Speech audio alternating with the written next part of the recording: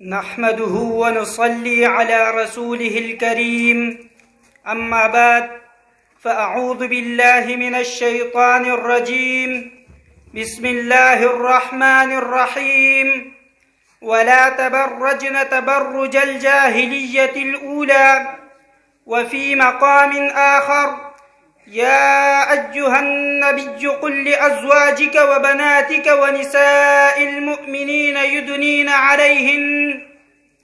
يدنين عليهن من جلابيبهن وقال النبي صلى الله عليه وسلم المرأة عورة أو كما قال عليه السلام صدق الله العلي العظيم وصدق رسوله النبی الکریم.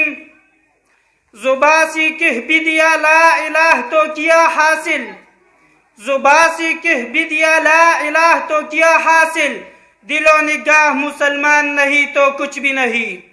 اسلام اگر منظور نہیں، قرآن اگر دستور نہیں، اسلام اگر منظور نہیں، قرآن اگر دستور نہیں، پھر افسوس ہے اس آزادی پر، یہ ملک کی لشکر کچھ بھی نہیں.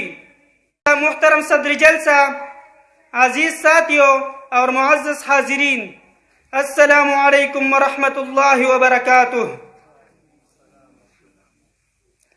آج مجھے جس موضوع پر لب کشائی کا حکم دیا گیا ہے وہ ہے پردہ کی اہمیت. محترم سامعین، اسلام ہی دنیا کا وہ واحد مکمل کامل اور اکمل مذہب ہے جس نے انسان کی ہر شعبہ حیات میں مکمل رہنمائی فرمائی، چاہے وہ عبادت ہو یا سیاست، تجارت ہو یا زراعت، صحت ہو یا مرض، جنگ ہو یا امن، معاشرتی نظام ہو یا معاشی نظام. عرض ہر جگہ منفرد و یکتا مقام رکھتا ہے.